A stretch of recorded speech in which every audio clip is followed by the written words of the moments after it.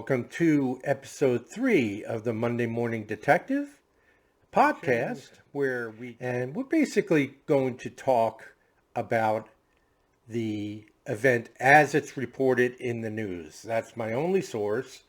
By the way, my name is Gino Scala, and I am the Monday Morning Detective. So today's newsworthy event was reported actually September 14th, 2 days ago. It took place in Colorado, where a gentleman by the name of Christian Glass, who's had a history of mental illness, crashed his vehicle and was stuck in a ditch. And the gentleman actually, he was 22 years old. He was in what they described as the throes of a paranoid breakdown. Now, again, as I stated, he has had mental illness issues in the past. In this case, he felt he was being followed by shadowy figures that were intent on trying to kill him. He was armed with a knife and a hammer, and he felt that these shadowy, shape-shifting creatures that were out to kill him were skinwalkers. Those are famous Navajo legend creatures, the skinwalkers. So he calls 911 and reports that he's stuck and he needed help, telling the 911 operator that he was terrified and he was so scared. He would not get out of the car because he felt he was in danger from the skinwalkers. But he also showed a caring side, and he said to this dispatcher, "I love you for being with me when I need you." So he was not a bad person. When asked if he had any weapons, he admitted that he had 2 knives, a hammer, and a rubber mallet. He added, I am not dangerous. I will keep my hands completely visible." And he even offered to throw them out once the police arrived because he was calling for help. The dispatcher relayed to the county sheriff's deputies that he was very paranoid and was having some sort of breakdown. The first police officer, now all of this is caught on video, and I watched the video. The first officer who arrived asked if he needed medical assistance. He called him brother. "Do you need medical, brother?" And Glass replied, "No, dude, I'm fine. I'm terrified and I'm scared." He followed the officer's instructions by removing the keys and tossing them out of his vehicle.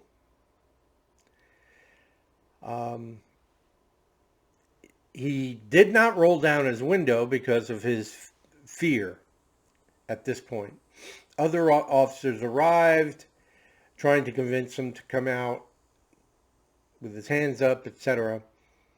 And one supervisor, a police sergeant, said over the radio there's no reason to breach the car because no crimes have been committed.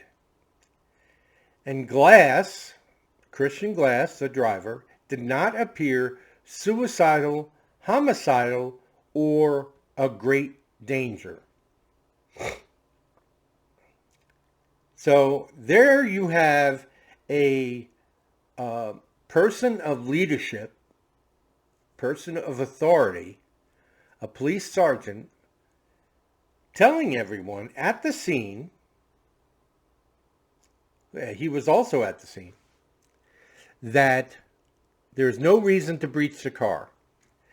The first officers wanted to break out a window and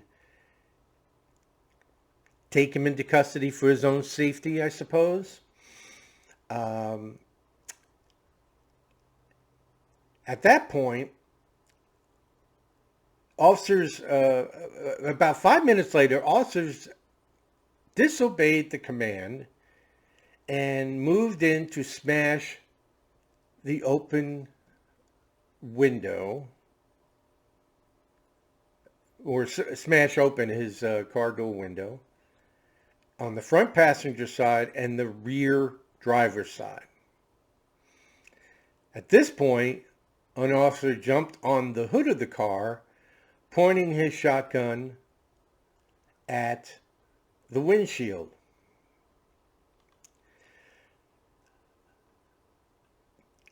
About 15 minutes later, the officers were instructed to fire beanbags at him, while another officer screams, "Someone tase his ass." So we have now elevated the conflict from a discussion, a conversation, a negotiation of exiting on your own power at your own time. No reason to breach the vehicle. The subject had not committed a crime. In fact, at this point, if all the officers at the scene were to get in their patrol vehicles and leaving him alone in his vehicle, that was believed to be stuck in a ditch. The vehicle was a little bit cockeyed like that, or wonky, as they say down here. Nothing would have happened. And they had no reason really to be there. If the subject behind the wheel wasn't going to accept their help, then, and they've already determined that he wasn't a danger to himself or to others, there's no reason for them to be there. He could either stay and sleep it off, or, come down from his paranoia, wait until the sun comes up. I'm sure being late at night added to it. His family could have come out and helped him. The officers could have pushed the vehicle, if it was at all able, push the vehicle out of the ditch. They could have called a tow truck and have it towed out to where it was drivable again. So they had a large list of options to them.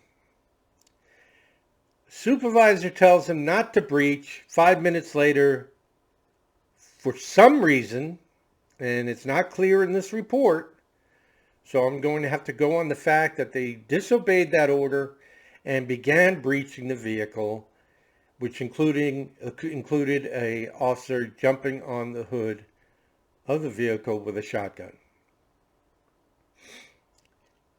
Once the windows were breached, someone made the order to fire beanbags at him and tase him. So that's where we are now.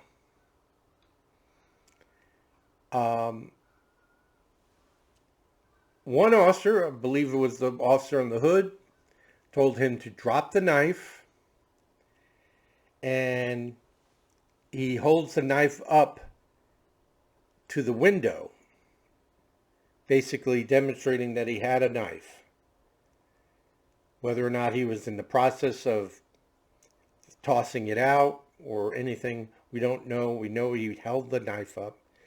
At this time, he was hit with a flurry of shots and died as a result of multiple gunshot wounds, 5 in his torso.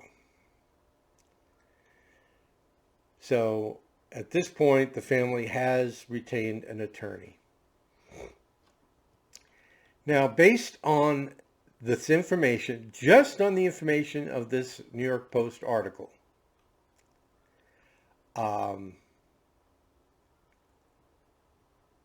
I think the officers are in a lot of trouble.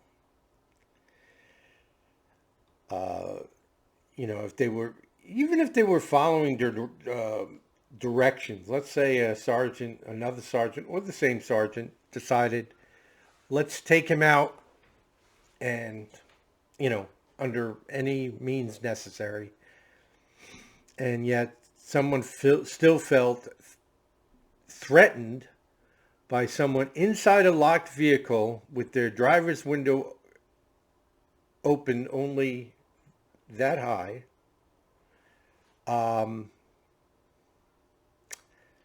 That him brandishing a knife inside that locked vehicle was a direct threat to their safety.